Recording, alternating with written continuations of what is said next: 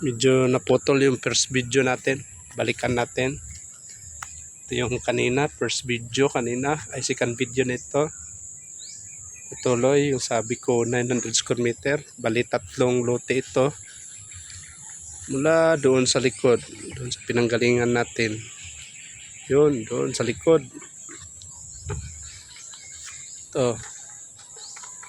Ito, dugtong ito ng video natin kanina.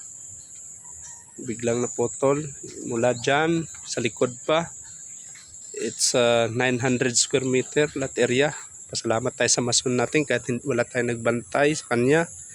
Talagang tinapos niya, plaster na lang, saka lagyan ng bakal para totally matapos na.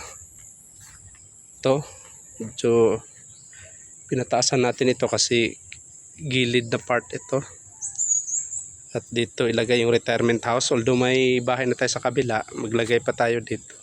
Kasi doon, gawin nating guest house yung napatayo na natin, maliit na bahay. Dito ko yung retirement house nakaharap doon sa kabilang bahay. Bakal na lang. Ganito kalawak yung 900 square meter lot area. Ito may nakaabang na balang araw. Future slide kuan ito. Slide gate kaya nakatiwangwang dito, open. Ito bahay ni Madam. Sliding gate ito. 3 lote ito. Nung isang lote 300 bali 900 square meter lahat. Ganito yung ipagawa natin na bakal. Kabit natin sa kabila. Yan, kulang pa ng plaster. Ito yung unang gawa ko kaya medyo luma na tingnan. Front lang muna hanggang doon paikot. At least plaster na lang at saka bakal dito sa kabila.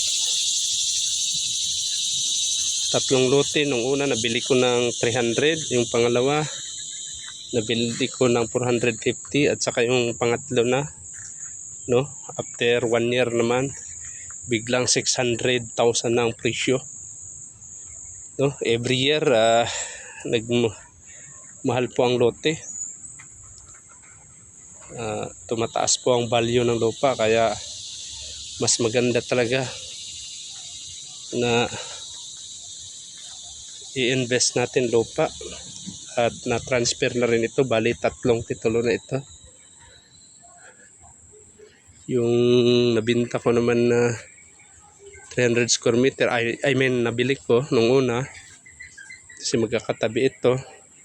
Although nabili ko siya ng 300,000, ngayon patituluhan na separate, pwede ko na ibenta ng 1 million o 700 to 1 million. Bakit? Kasi separate ng titulo at saka nasa syudad siya, no. Malapit nga kami sa Toyota, 7-Eleven, malapit kami sa Eco Park at saka sa headquarters ng Bureau of Fire sa region, malapit kami.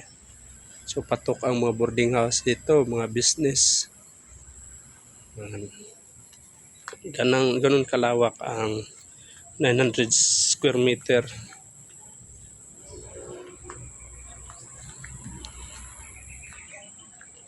Pambihira lang tayo makabakasyon dito.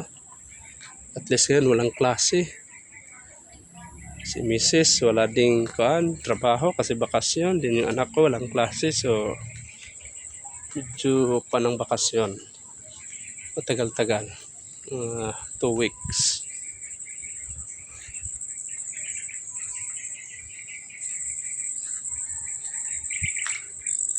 Yun. Nakapag-loan man tayo dito, lahat yun. Wala tayo sinayang na pera. For example, may 100,000 ka nakaipon, yung 80,000 automatic yan pa-construct. Ang bahala na yung 20,000 kung mga personal na kuan na. At least may pupuntahan lang yung pera. So, ganito kalawak yung 900 square meter.